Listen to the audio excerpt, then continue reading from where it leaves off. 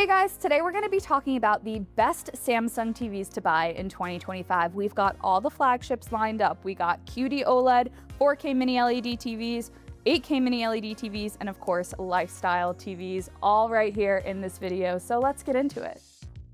We're going to start right here with the Samsung S95F QD OLED TV. Now, following the S95D from last year is no small order, but the S95F has some upgrades that hopes to give Samsung more cred in the OLED world.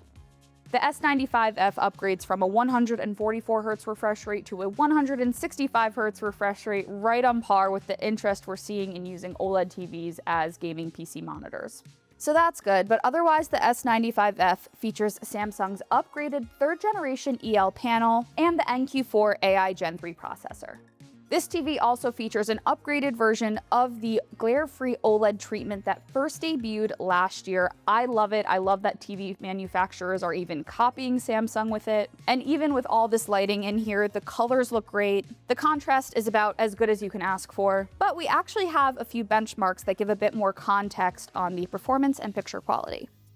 I'll try to keep these benchmarks simple and standard across the rest of the TVs you'll see in this video. So first, in terms of picture accuracy, we measured a delta E at 1.2, and for context, anything under 2 is really good. The brightness is also really good, like really, really good. For HDR in a 10% window in filmmaker mode, the S95F measured over 2100 nits. That's honestly super impressive. We also got a near perfect coverage of the color space, so overall, the S95F is shaping up to be one of the TVs to beat this year.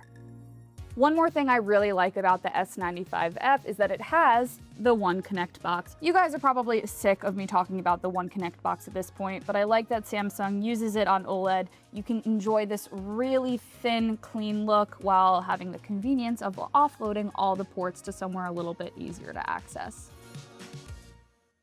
Next up, we got the Samsung QN90F Neo QLED or Mini LED TV, and I actually did a face-off specifically of this TV versus the S95F. It's going to be on this channel if it's not already, so make sure you go check that out. But this is going to be Samsung's flagship 4K for 2025.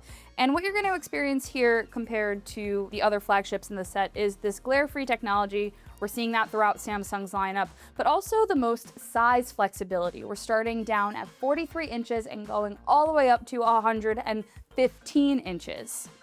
Just like the S95F, the QN90F has the NQ4 AI Gen 3 processor and the upgrade to the 165Hz refresh rate standard.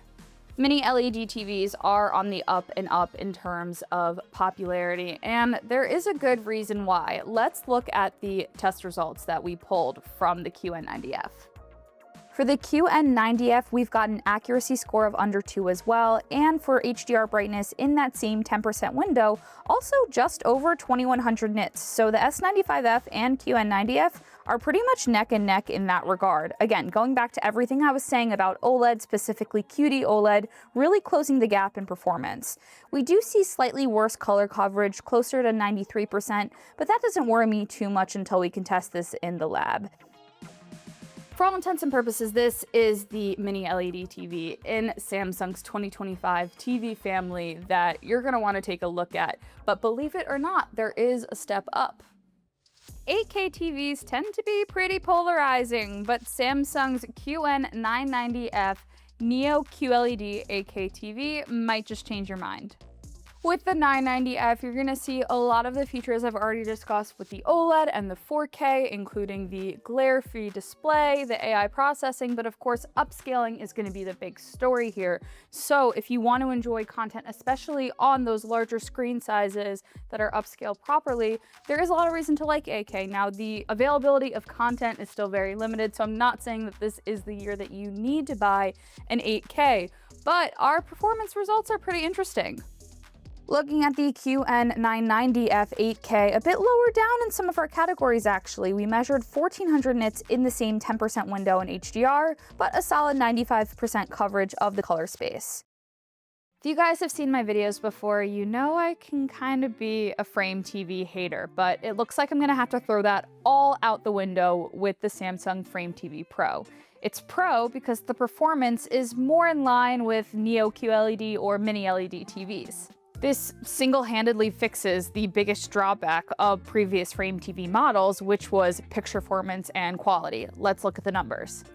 These were the results I was probably most curious to see. I wasn't expecting anything like with the S95F or QN90F, but I was excited that the Frame Pro is going over 1000 nits peak brightness in HDR. That's such a huge improvement from the 2024 frame that hardly reached 600 nits. It also has pretty complete color coverage. The only big downside we saw, and honestly, I think this is something we'll need to retest, is an incredibly poor lag time of over 30 milliseconds. I haven't mentioned that for the other TVs because Samsung sets are usually all so good, under 10 milliseconds as standard, which is, very important for gaming. So again, I'm gonna have to double check these when we get this one into our own lab. Remember with the S95F OLED TV, I talked about the One Connect box. With the Frame TV Pro, we have the wireless One Connect box, which is wirelessly transmitting the picture at up to 4K 144 Hz from a place that's a bit more easy to manage, so that way you're not losing from the art on the wall effect.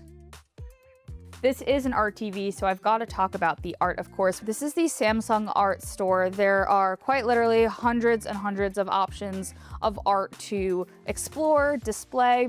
Most of them do come at an added cost. There are a few free ones monthly, but more or less expect to spend a little bit to have the art experience you want.